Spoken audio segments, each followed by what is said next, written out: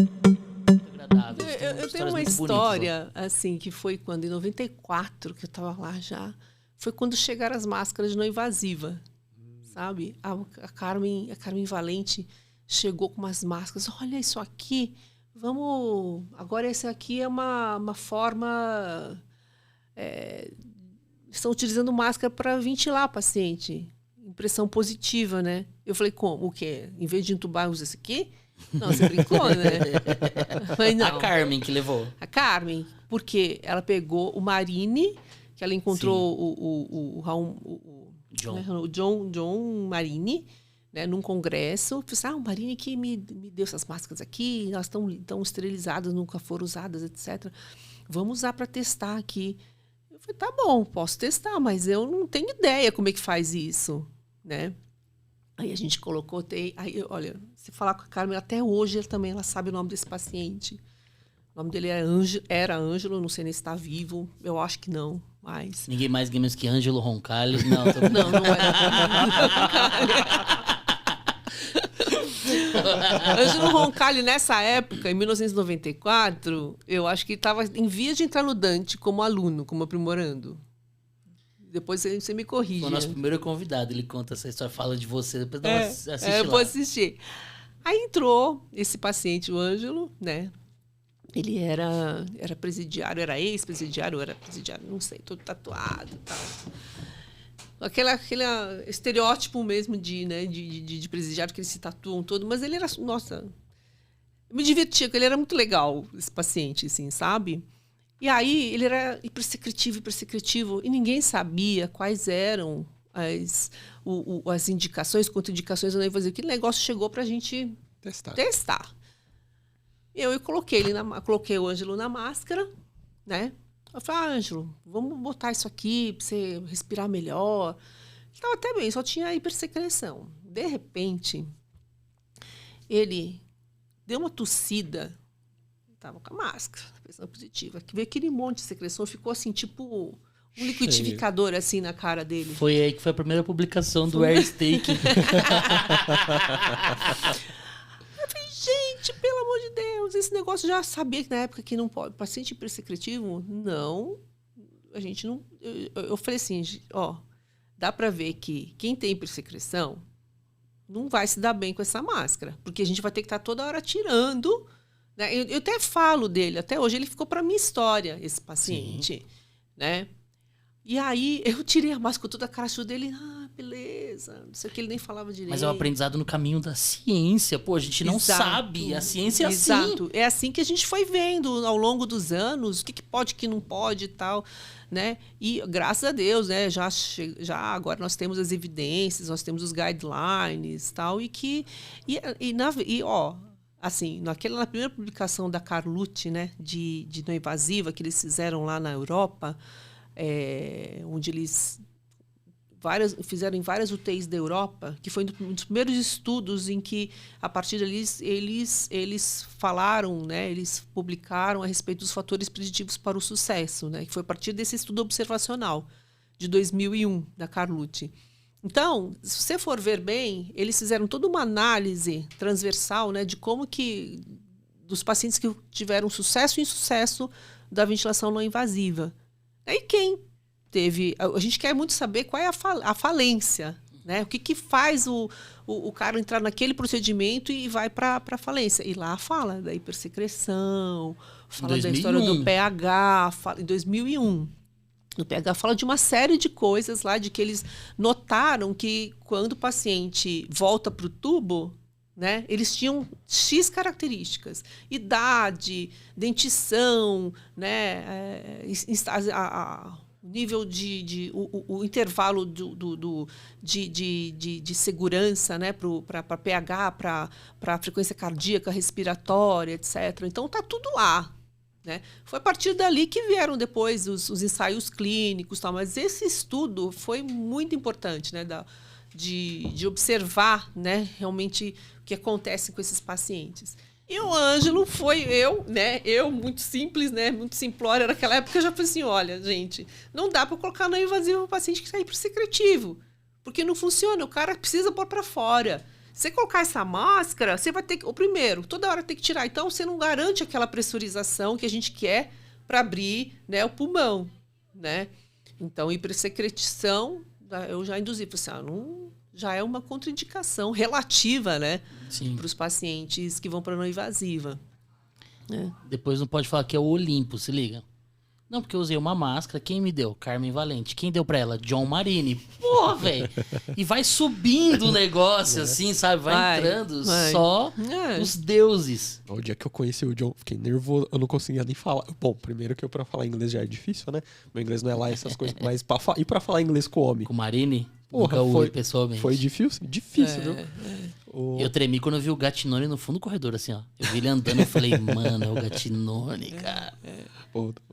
Desses caras aí, outro que eu tremi quando eu conversei também foi o Brochá. Ele estuda muito na invasiva. É a tremidinha também pra conversar com o homem lá também. Eu cito artigos anos 80 do Brochá, que até hoje, de meu trauma, o Brochá falava de impacto ventilatório na fibra diafragmática lá em 89, cara. Porra, os caras são demais. Cara. Como que eram essas primeiras máscaras que chegaram pra você, Carol? Era mais parecida com o quê? Era mais parecida com aquilo que a gente tinha, aquelas do gerador de fluxo, né? Que era um silicone. Já era com a bordinha siliconada, insuflável. Mas tinha umas de duas saídas, mas tinha umas com silicone totalmente, assim. Digo, deixa eu ver, semelhante a qual? Umas que a gente usa... Aquelas de ambu meio triangulares, assim, ou não? Sim, não, mas tem aquelas que tinham umas mais rígidas, né? Não eram com aquele colchão, aquele siliconezinho. fofinho. Né? Ela inteira meio siliconada. Inteira, assim. siliconada, mas era um silicone rígido. Era aquela de ambu que era mais durinha, assim, né? Aquele ambu amarelo horroroso, que a máscara é dura e o ambu era mais duro que a máscara. É tudo, eu já fiz. Eu já fiz na invasiva com aquela máscara verde. Sabe uma máscara verde que o pessoal usa para fazer para anestesia, sei lá, mas toda verde, da Takaoka. Eu já usei aquilo. E vocês estavam fazendo invasiva com essa máscara em qual ventilador nessa época aí? Ou era gerador de fluxo? Não, era com ventilador mecânico. Não tinha gerador de fluxo, né? Que ventilador que vocês usavam aí? Porque veja que não devia... Obviamente não tinha módulo de não invasiva, Interset, né? Sei lá, não, Bird, era o Bird... não era o Arc 7. 6.400, 8.400. É o 6.400. Que era só volume. Peraí, lembra do Inter... Ai, meu Deus do céu, até eu esqueci. Tinha o Inter 5, Inter Plus... Mas o Inter 5 é de 97. O Inter 5 é de 97? Uma vez eu conversei com um engenheiro que idealizou.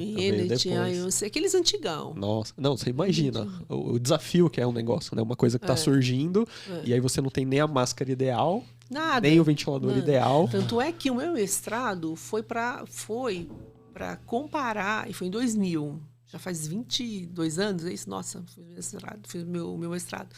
Foi para comparar esses três equipamentos, o gerador de fluxo, que depois veio o BIPAP, né, e o ventilador convencional de UTI, né? Porque não tinha tanto equipamento especializado assim, né? Não tinha o BIPAP, não tem hoje que esse E60 que a gente tem, o V60 que a gente tem, que é uma máquina, é um negócio de louco, uma Mercedes, né? E a gente não tinha, tanto é que eu falei assim, eu vou fazer um mestrado. Eu conversei com o Carlos, tudo, né? Que o Carlos foi meu orientador. E ele... Engraçado, tive um privilégio que naquela época você não tinha tantos programas que...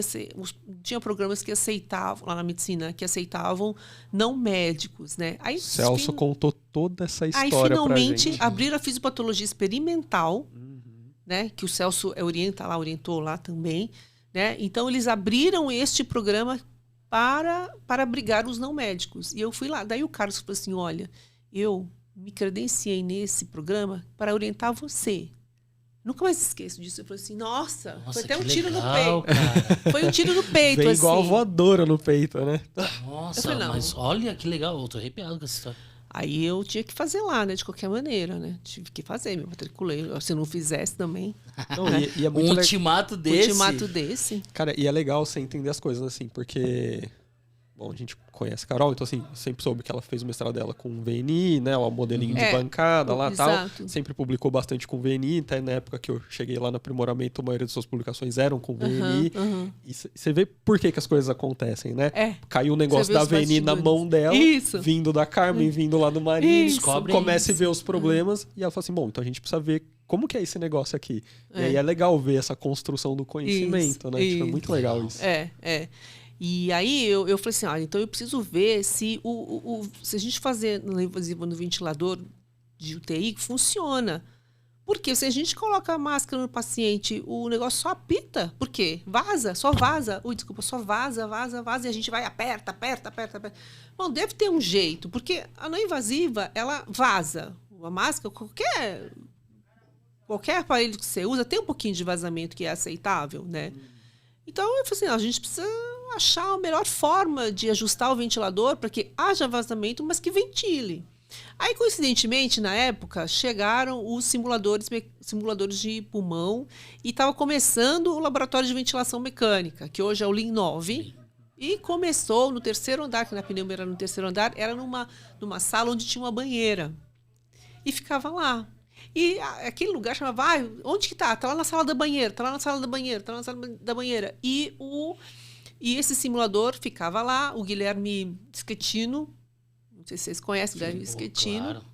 E ele começou.